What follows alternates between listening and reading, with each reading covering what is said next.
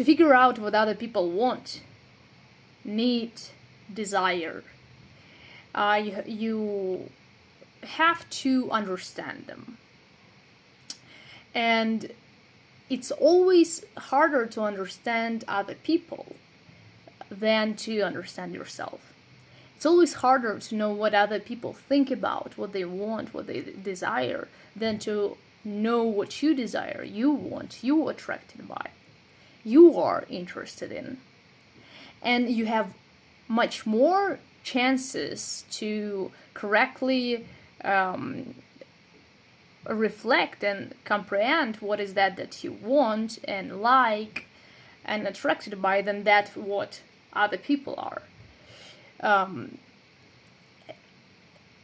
Because this is your lived through experience, and for other people you have to assume first that they share your experience, and only in that way you can attempt to predict and to hope this prediction to be true, that other people want the same thing you do and attracted by the same thing you are attracted by. So this is important, that there is an assumption that we have that also enables our communication with other people. And this assumption is that we share,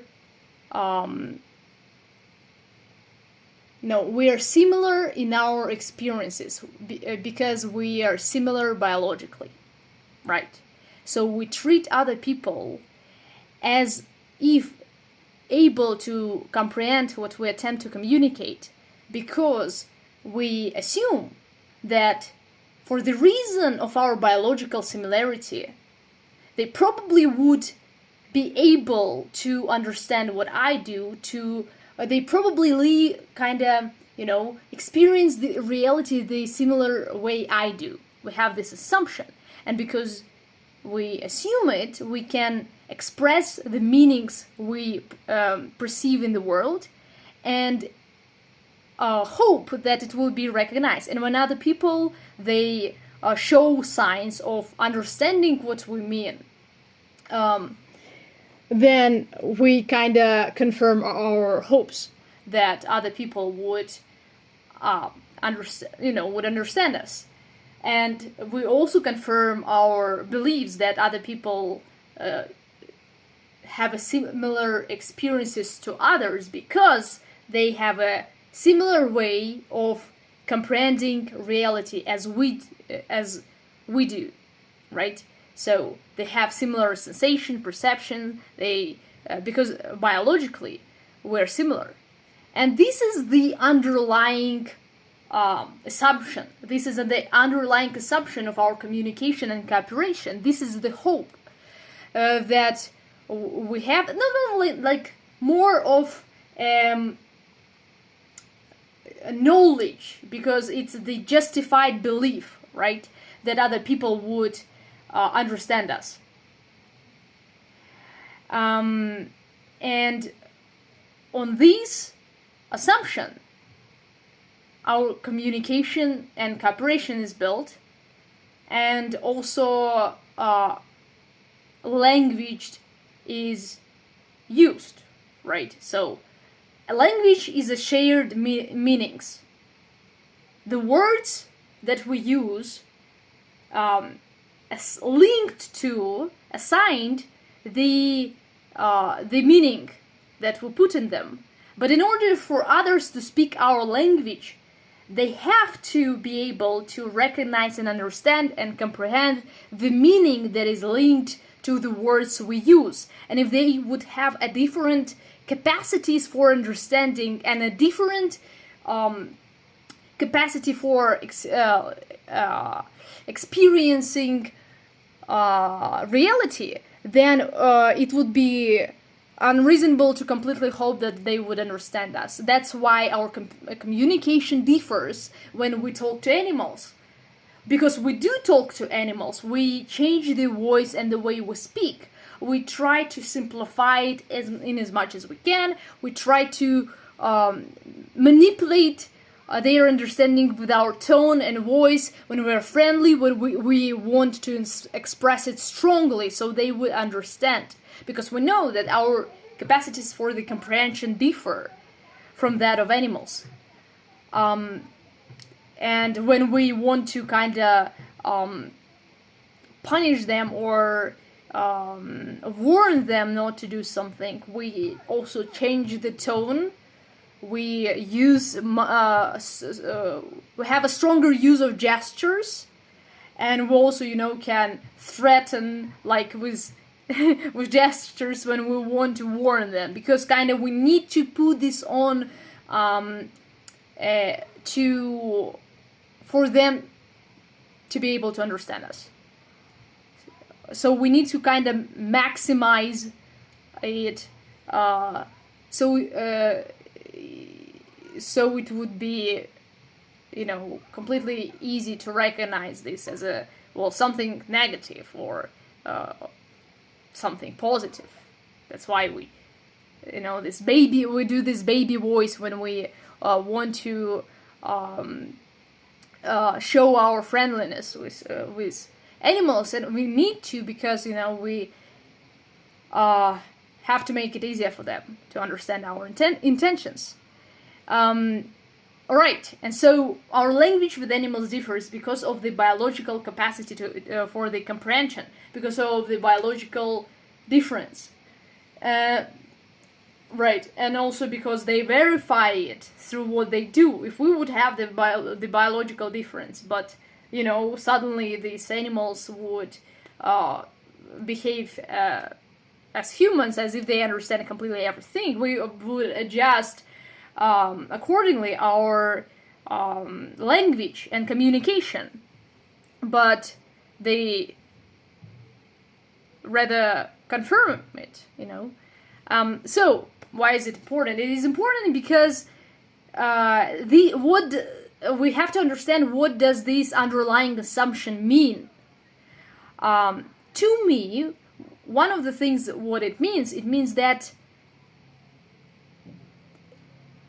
if our communication and cooperation completely based on this assumption that we're similar and share the capacity of experiencing the life, then the way to understand what other people want and desire and interested in is to look in yourself what you desire, what you are interested in, what you want to pursue. And that is not to say that all individuals are the same and there is no separation and distinction, but that is to say that this is very base of our communication comprehension in the first place, the capacity to experience reality similarly. This is very important, and if this is true, it's verified that it's true, it's justified belief, because we are capable to cooperate through language and through this capacity. It actually enhances our cooperation, it influences this, so it's kind of already confirms it.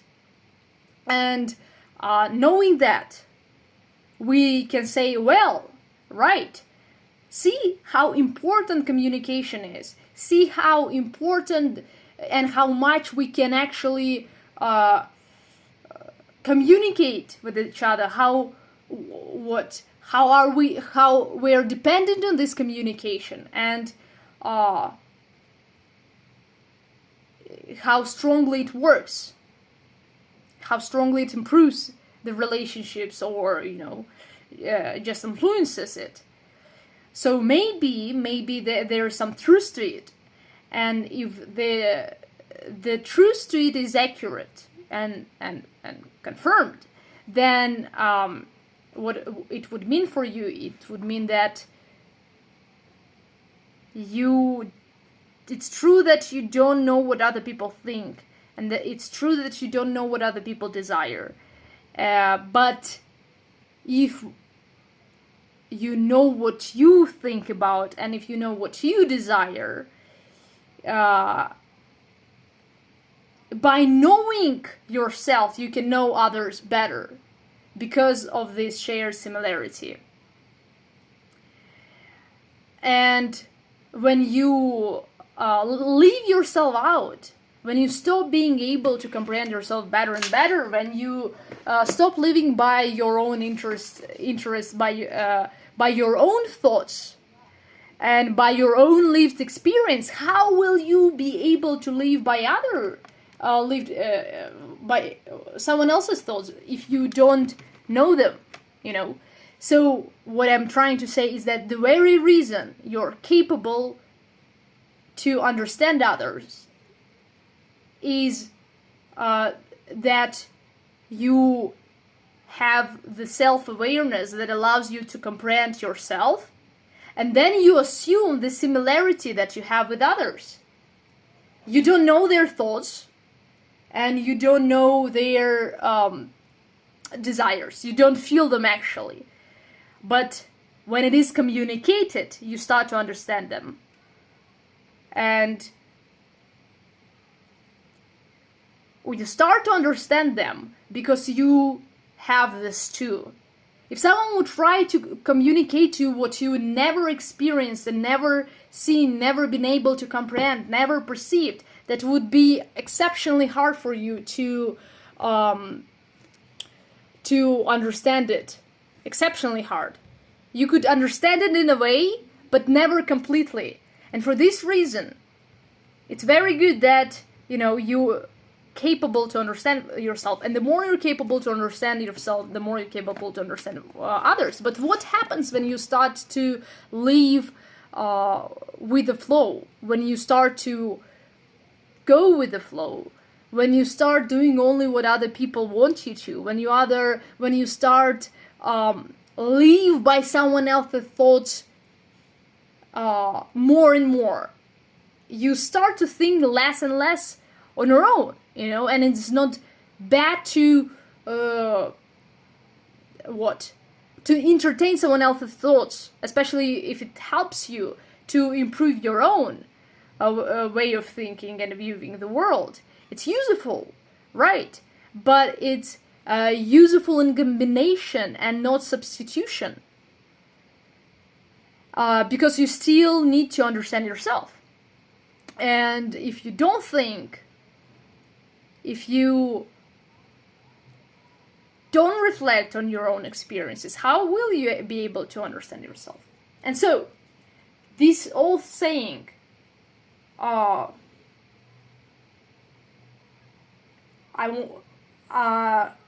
me, adds up to the reason why we should attend to exactly what attracts us.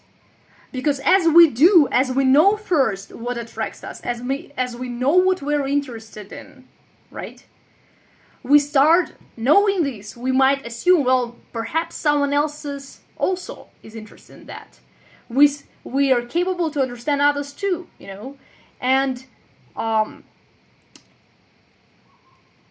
as we try to attend to more and more to what exactly attracts us, to what we are interested specifically, we start to understand ourselves more, and we take on this adventure to be true to our perception, which allows us to use this experience, to use this knowledge of ourselves to understand others deeper and more. But if instead we would take on someone else's adventure and do what other want us to, right? We would skip our own, and we would have to guess more and more what do they want. But we would have to guess Why? Because we don't know their thoughts, we don't experience their reality, and that game would be much more complex, right? And we would go farther and farther for what they actually experience, as we fail to understand what we experience and what we like. And counting that, they also would all question, well, do you really understand me? And how so if you don't live my life? And that's a reasonable statement. You either should live their life, or you could say, well, because I know what I experience and I can share with you my perception coming from my live through experience, and you can use it too, and we can see how is it similar or different, and then you become much more useful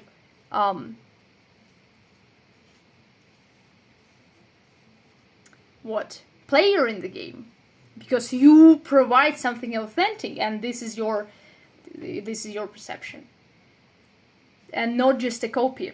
And so when my friends told me that, that would be more profitable for you if you would just discuss what other people want you to, if you would just go with the flow, take something, what everyone does, and just do it and copy, paste.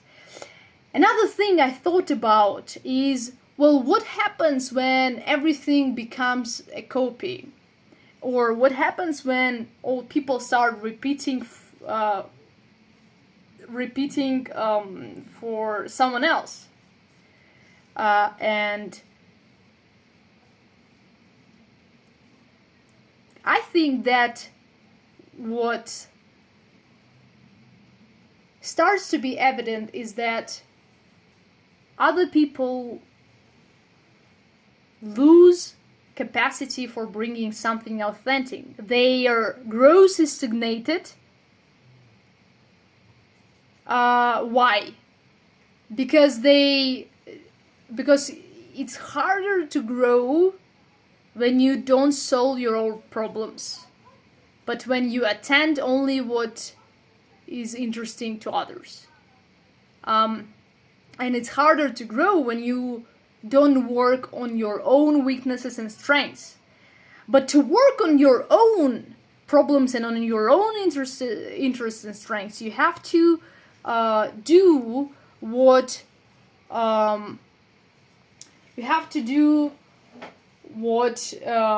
is interesting for you, and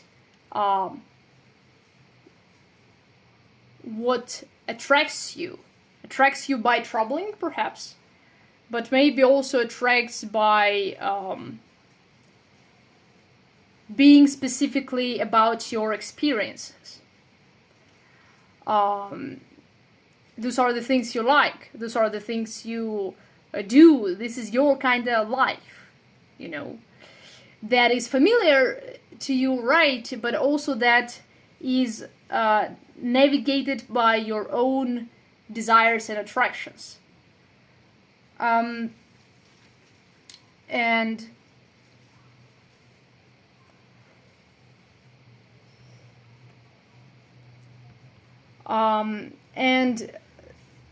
as you do it, right, you grow. As you attend to yourself, you grow more. And because market is the competition,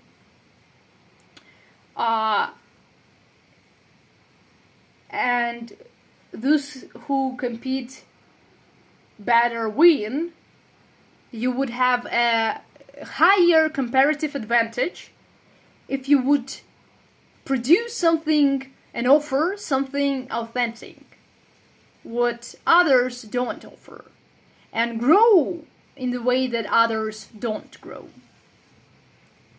But to build something authentic, to create an innovation, you have to look somewhere different than at what other people look.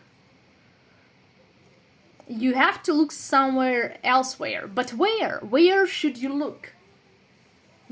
And to answer this question, you could either think I should look where other people want me to look, but it would mean all the same things that there already are, perhaps. Or you could think, what is that which attracts me so much that I would want to work on it and to see where it goes, and that is different.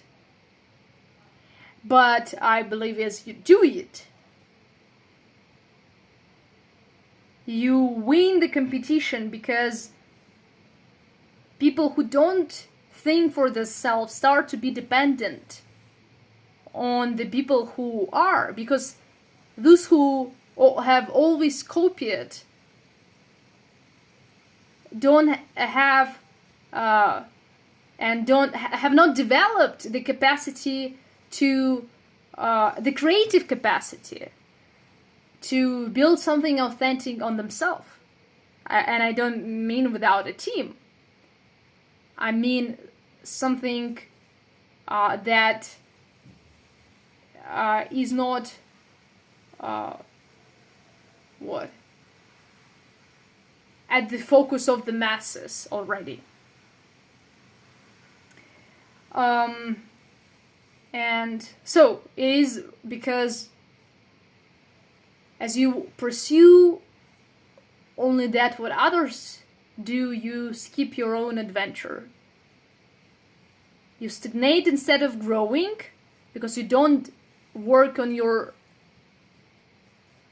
strengths and weaknesses, which are your own, which are also your own adventure. And because of that, you fail to bring a authentic offer that would win the competition, because it does not blend in with the mass and with that what it already has.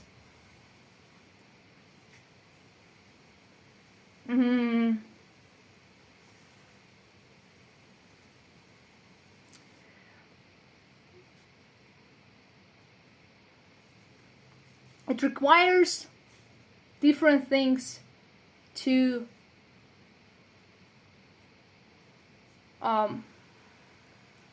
repeat and to do on your own, and without a negative judgment, I would say, because sometimes you need to do both. Sometimes you need to copy to grow. Sometimes you already have to do to allow yourself to generate ideas on your own, so you would grow. But there is a difference between repeating and doing it yourself, and the difference is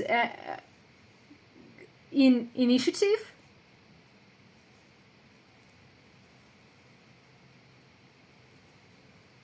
And in that, when you do it on yourself, you can do that which you precisely have chosen. But when you repeat, you do what someone else's chose to do. And this is easier. It's easier to repeat because it doesn't require you to make difficult choices. And choices are difficult because you have to recognize what to choose, and when you have to select. And to select, you need to identify how one option is better than the other, and what exactly makes it better than the other option and other alternatives. And to identify it, you have to think, and to think even more and to even deeper. You have to look at your deeper self and perception. Why? What exactly I want, and why do I want? You have to reflect more and more, and you have, and then you choose. And you don't want to fail, because when you choose, you fear to fail, because there is possibility.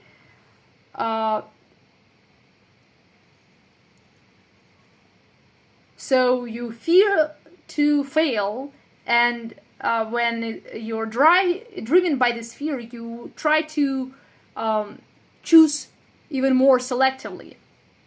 And so you have to think even more, and it would be easier for you not to. It would be easier just to look at what other people do and do the same. And you can do. And sometimes when you don't find the right solution, or when you don't see how you could do it, or you don't see actually which choice is better, maybe you have no idea, maybe you're actually genuinely confused and you don't know what to choose, and then maybe you look around and you see what other people choose, and you repeat, and it works because, well, it worked for them, and so good for you. You grow doing that, right? But at some point, if you have not learned how to make your own choices, you remain infantile and your growth is stagnated. You have to have your own adventure. And I want to speak more about the adventure, because I believe that coming from the personal experience, is that people want to have their own adventure. They don't want an easy life and happy only because it brings them satisfaction and nothing else. And I'll tell you why, without bringing in my personal experience, but because so you could relate to yourself better. If you have read the book or watched, I don't know, a show, a movie, a cartoon, you will understand that you don't like the stories where everything is good and everyone is happy, because they are boring and there is no adventure in them. There is nothing interesting about the story, and you can't learn from these stories, because if everything is already good, then what else is there to do and to live for? And so somehow meaning is created in that goal, that and destination where we have to go, and the goal we have to achieve, that is necessarily should be hard and complex. Otherwise we would instantly achieve it, and then we would be only sad, because now we don't have any more it. We don't have the goal and anything to achieve and nowhere to go. And I do think that, well, and it's also true neurologically, that we have the dopamine kick in relation to a followed goal, and so we are kind of we feel good not when we just have it, but as we go closer to our as we move closer to what we pursue, and so if we would already find it, we would instantly try to search for some new destination. And so we like the stories where there is a hero, and the hero has something to do, maybe he has his own, personal life and problems, but he also has the desires. And one of the things he has to do is to, find out how he can have what he wants. But then he meets the obstacles. And that's when the story becomes interesting to us. When the obstacle starts to appear. When the hero meets the evil and confronts it. And also what is interesting is that hero becomes heroic not only because there is an evil just in itself, and not merely because he wins something, but he becomes heroic because evil is so ugly and terrifying, but he finds within himself the courage and faith to confront it. That's what makes hero a hero.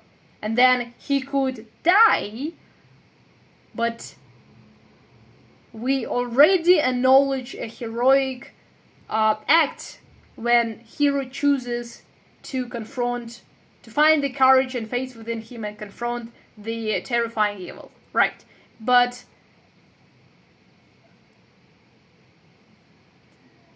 there is also a glorious moment that we like to see. It's that when the hero triumphs over his obstacles, right? Over the evil. And we glad in this moment, right? He finally did it. Finally. And this is usually the end. Or there would be more obstacles and evils to appear. A new sequel always require new villains.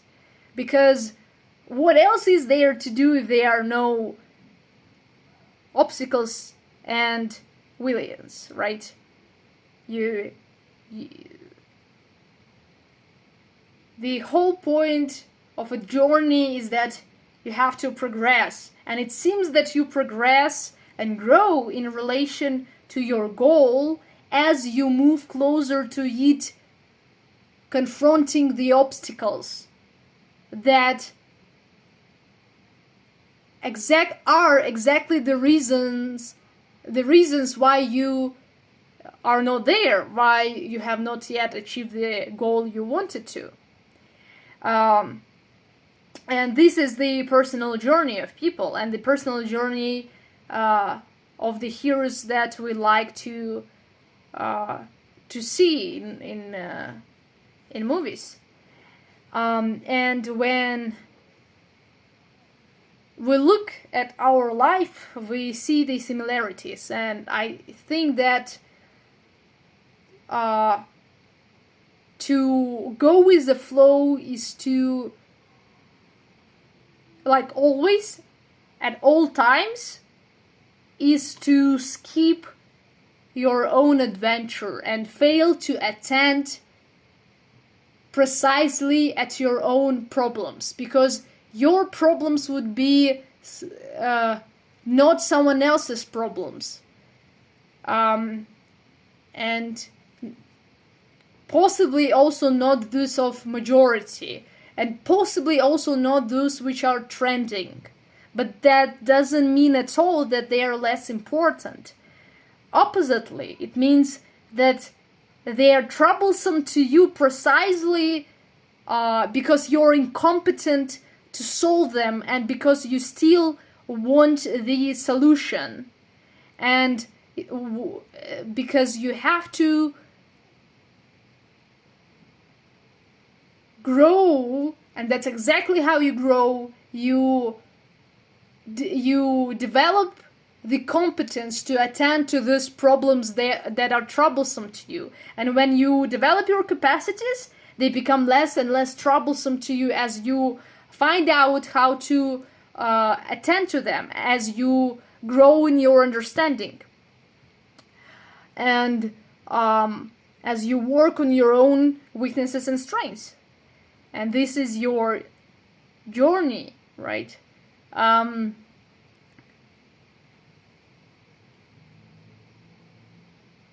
That's why you have to be careful when you pick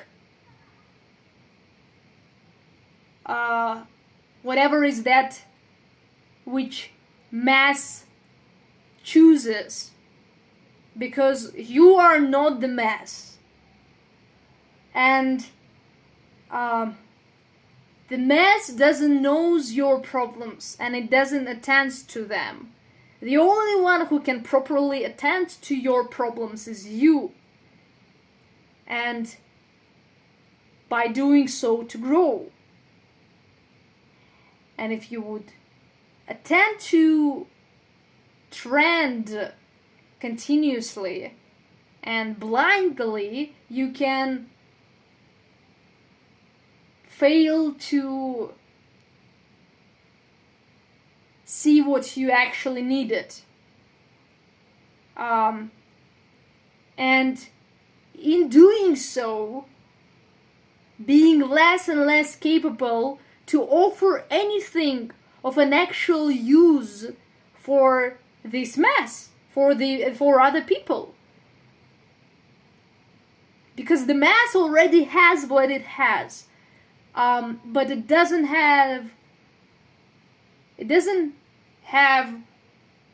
your part yet, your competence and your strengths, and you can offer it what is specifically yours, and that would be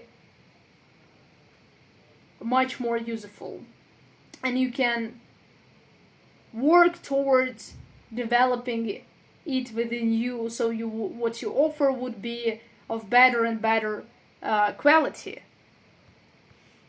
And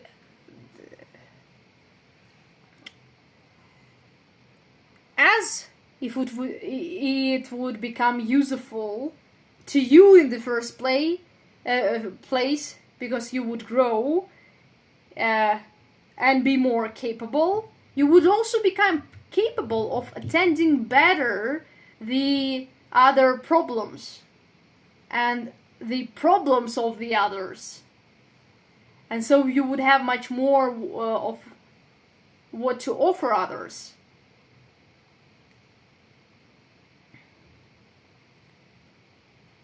And people would come to you to solve their problems because they've been copying all this time, and there is nothing new already. They already know everything other people know. They've been only listening to trends and listening to others, and they can't solve their own problems. They can't generate something creative, something new, because they have not been working on their own capacities, on their own weaknesses, on their own strengths. They have not been attending to their problem, and now they go to you, the grown and powerful in your capacities, in your understanding, in your perception, and ask you to attend to their problems because they failed to, but they still do have these problems. And this is not to say and present this is in any negative way, but that's how it can be. That's how people go to mass leaders who build on their competence, or politicians they trust, and that's why they choose them and not themselves, because they don't have all the competence and power on their own to do that. So they go to those who do have it. And this is not bad, but because this is actually great when you can complement each other's strengths, so you would not need to be absolutely developed in all areas, so you can focus on one and develop it greatly. But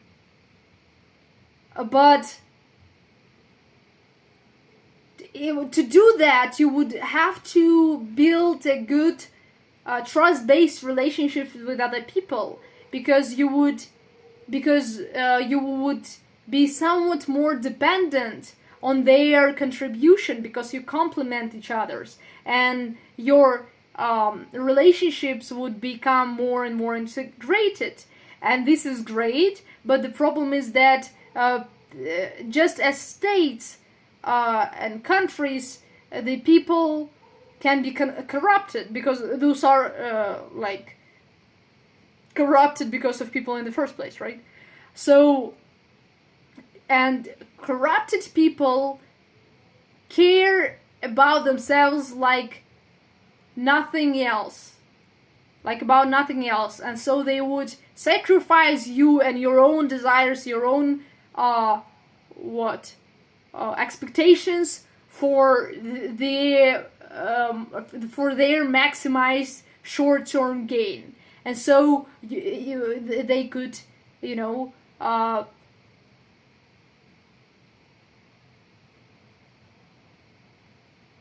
put the knife in your back and betray you, or play unfairly to increase their benefit. And so, but it doesn't mean that this is not an efficient strategy. A complementation strategy actually possibly could be even more efficient. That's why those countries that separate themselves completely from others, they grow less and less powerful, because their development is not maximized. Their growth is not maximized, because they have to be good in everything, and they lose the benefits of complementation, of the integration strategy. They lose the benefits of becoming a system. And the system is greater and bigger than any one mechanism. And so that's why a group can be much more efficient than an individual, and a bigger group than the other social group, and a country more efficient than a group of one city. And that's why the countries who integrate and unite become more efficient than those who separate themselves from the world. Right. But there's still a problem of distrust and corruption. Corruption not only in the sense of stealing money, but corruption in the sense of the moral corruption is a selfish game which cuts off the trust and opportunity for a long-term cooperation, continuous cooperation. So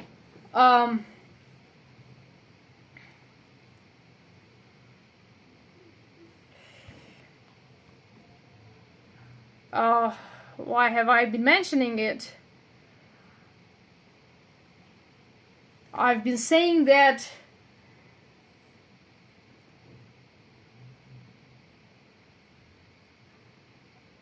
it's not bad to let someone compliment you, like compliment your weaknesses, and by that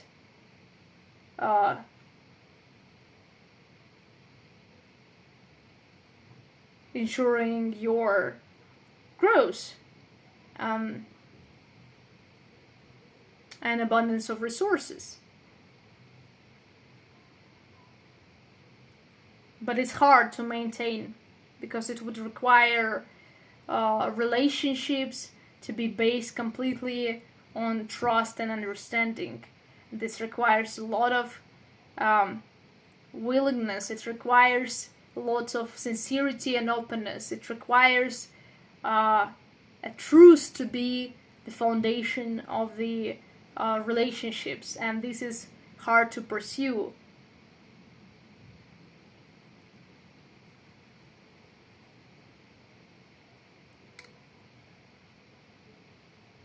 That's why some competent people would actually want to improve in all, be strong in all areas, but at some point they understand that that a group is stronger than individual, and you need a good friends and a trustworthy people whom you could trust, and with whom you could build this integrated system to ensure the maximized growth, right? This is a little bit off the topic, but I want to move on to profitability.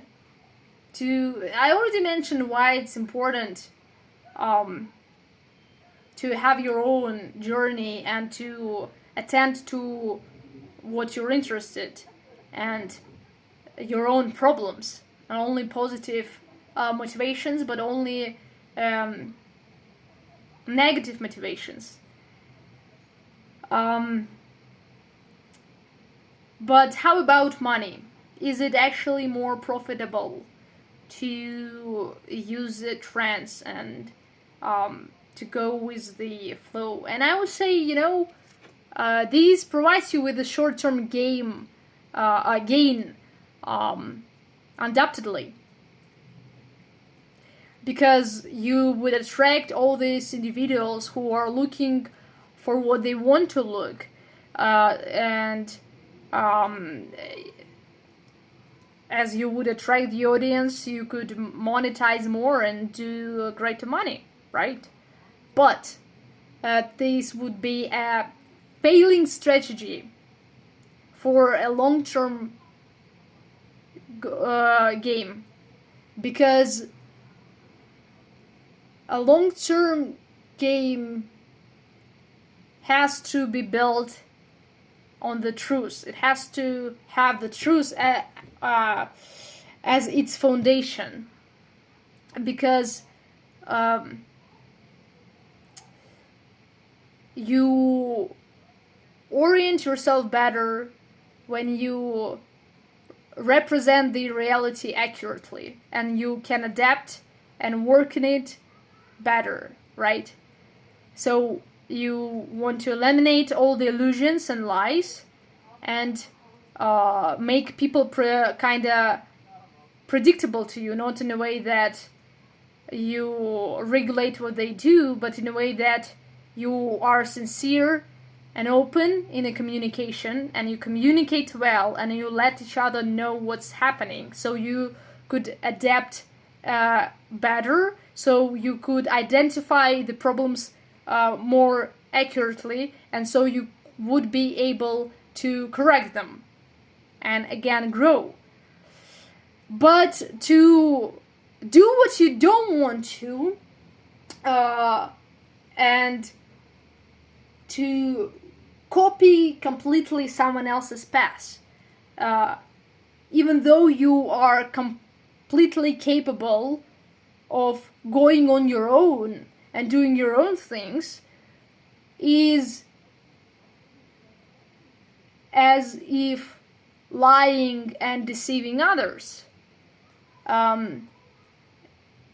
because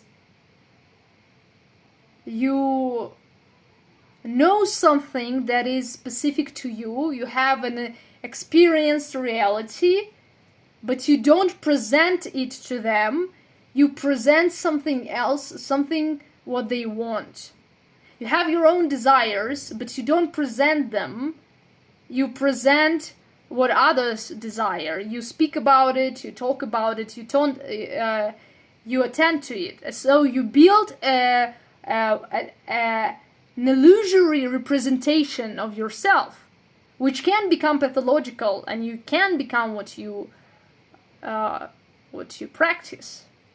But at least in the beginning would be deceptive, because it would not be you. It would be you chosen by other people, which is not you by definition, which is not your will. So you present your will as if someone else's will. This is deception. This builds a wrong image of you, of your interests, of your strengths, weaknesses, etc. And it's not only stagnates your growth and removes an adventure from you, but it's also a self-deceiving game that you play. It's deceiving and then self-deceiving game. It's deceiving because you either unintentionally or intentionally mislead others, presenting them what they want to hear, but not what you have inside of you. And it's self-deceiving because you can't play a deceiving game properly and efficiently a long term. It will be cognitively demanding from you. It will demand from you to build and maintain a completely convincing narrative, which is hard to maintain when it's challenged. So it's hard, and it's also would be a continuous moral problem for you, which would be hard for you to face. So a self-deception then would enter into the service to you. And if you would to enter a self-deceiving strategy to camouflage your life onto the life of the masses, you would now deceive not only others but already yourself, because you would be attempting to convince yourself that this is your life, this is you and not others, this is your experience and not someone else's experience. And that lies for you could become pathological. Those lies for you could become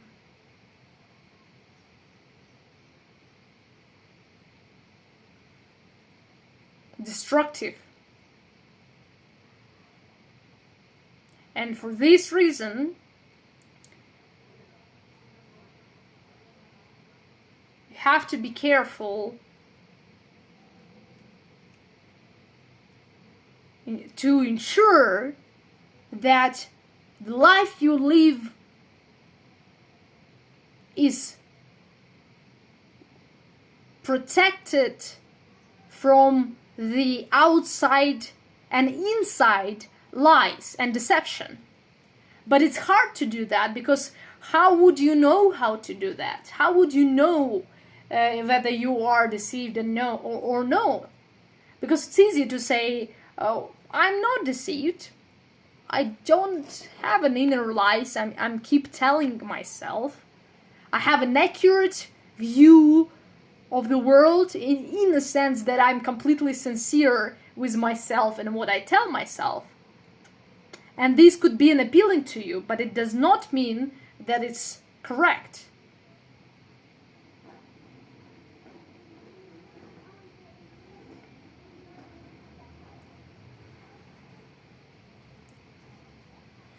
And I'm building a program that would allow people to challenge their perception, to challenge the beliefs, the knowledge, the desires and fears they hold,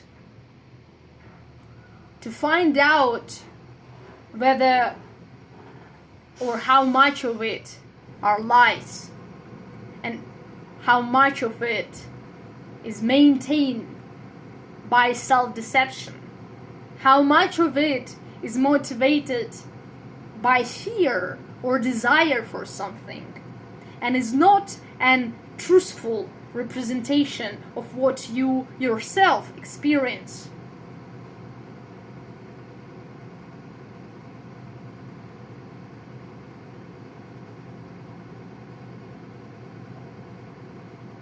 Do you listen to others and lie to yourself? Or do you stay truthful to who you are? And what would that even mean for you? I have prepared the program for you to find out whether your life is filled with this kind of deception, or even if only for one, to figure out how this one lie, how this one illusion that you have built in your own mind, listening to someone else's perception, has been influencing you and playing a role in your life. Because we know that the world and social relationships are filled with deception and lies. Why would then we think that we are not? Why would then we think that our relationships are not filled with deception and lies? Why would we think that we are safe and that we are not deceiving ourselves? Why would we think that people around us are hypocrites, but not us, always others? We would have to check ourselves first to figure out whether we ourselves can be trusted, to see our inner biases, the illusions we have built, the motivations that have played a role in the narrative we have chosen to believe in.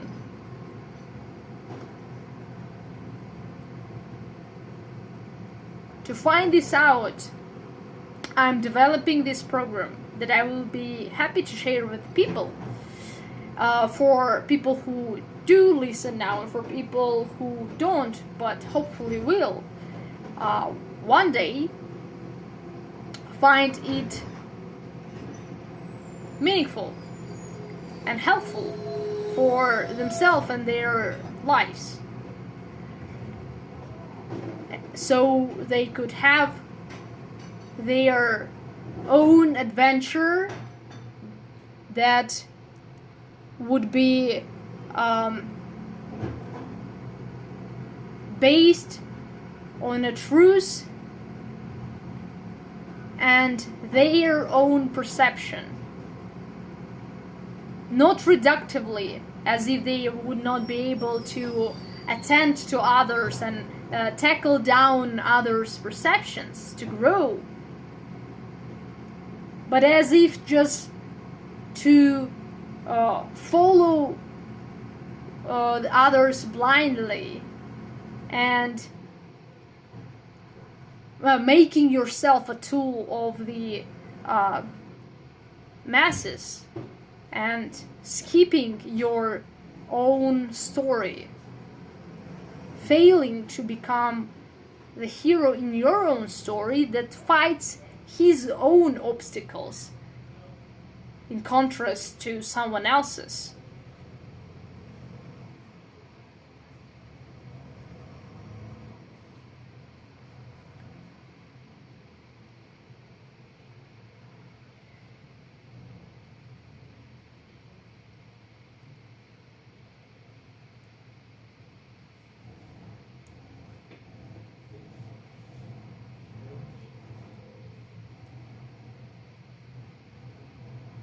And this would be that for this video.